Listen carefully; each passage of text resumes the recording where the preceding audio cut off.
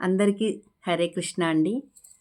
ఈ వీడియో కూడా ఎవరు స్కిప్ చేయకుండా వినాలని, చూడాలని మనస్ఫూర్తిగా అందరినీ కోరుకుంటున్నాను. ఎందుకంటే ఇది మన ఆరోగ్యానికి సంబంధించింది. మనము వయసుతో సంబంధం లేకుండా ఇప్పుడు అందరికీ కూడా ఏదో ఒకటి ఆరోగ్య సమస్యలు అందరికీ వస్తూనే ఉన్నాయి కదా!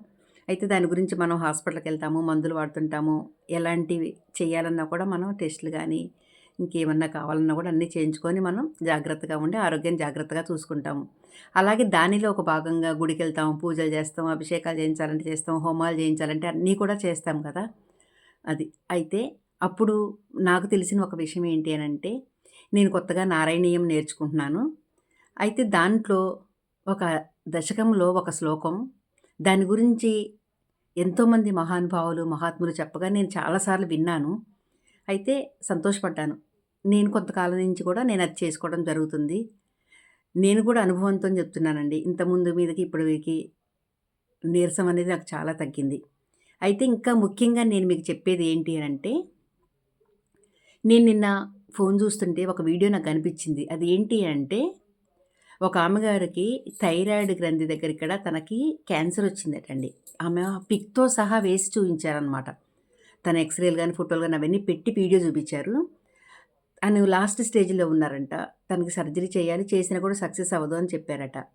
అయితే ఆమె చివరి అవకాశంగా భగవంతుని మీద భారమేసి, ఈ మంత్రాన్ని ఇంకా ఆమె కౌంటింగ్ అనేది లేకుండా కొన్ని రోజుల పాటు అలా జపం చేసుకుంటూ ఉన్నారటండి. తర్వాత మిరాకిల్‌గా డాక్టర్లు చెప్పిన టైంకి హాస్పిటల్‌కెళ్తే అసలు కంప్లీట్‌గా తగ్గిపోయిందని చెప్పారంట. ఆ వీడియో చూడగానే నాకైతే కళ్ళ వెంట ధారగా నీళ్ళు గారినాయండి. భగవంతుడికి అంతకంటే మనం ఇంకా ఏం కృతజ్ఞత తెలుపుకోగలుగుతాం. అందుకని మనకున్న చిన్న చిన్న ఆరోగ్య సమస్యలు ఏవైతే ఉన్నాయో వాటన్నిటిని ఈ మంత్రం ద్వారా కూడా మనము పరిష్కరించుకోవాలని మనస్ఫూర్తిగా కోరుకుంటున్నాను. ఈ వీడియో మీకు ఎవరికన్నా ఉపయోగపడొచ్చు. లేకపోతే ఎవరికైనా అవసరమైంది అనుకున్న వారికి కూడా ఈ వీడియోని మీరు షేర్ చేయాలని మనస్ఫూర్తిగా కోరుకుంటున్నాను. మీకు ఇప్పుడు ఈ శ్లోకం కూడా నేను స్క్రీన్ పైన ఇస్తాను. ఇప్పుడు ఒక్కసారి నేను చదువుతాను. అస్మిన్ పరాత్మన్ననుపాతకల్పే త్వమిత్తముత్తాపితపద్మయోనిః అనంతభూమా మమ రోగరాశిం నిరుంధి వాతాలయవాస విష్ణో. ఇది నారాయణంలోని ఒక దశకంలోని శ్లోకం అండి. ఎంతో చక్కగా స్వామివారు మనని అనుగ్రహించి ఈ అవకాశాన్ని మనకిచ్చారు. ఈ భగవంతుడిచ్చిన ఈ అవకాశాన్ని, ఈ శ్లోకాన్ని అందరం సద్వినియోగం చేసుకోవాలని మనస్ఫూర్తిగా అందరినీ కోరుకుంటున్నానండి. జై శ్రీకృష్ణ.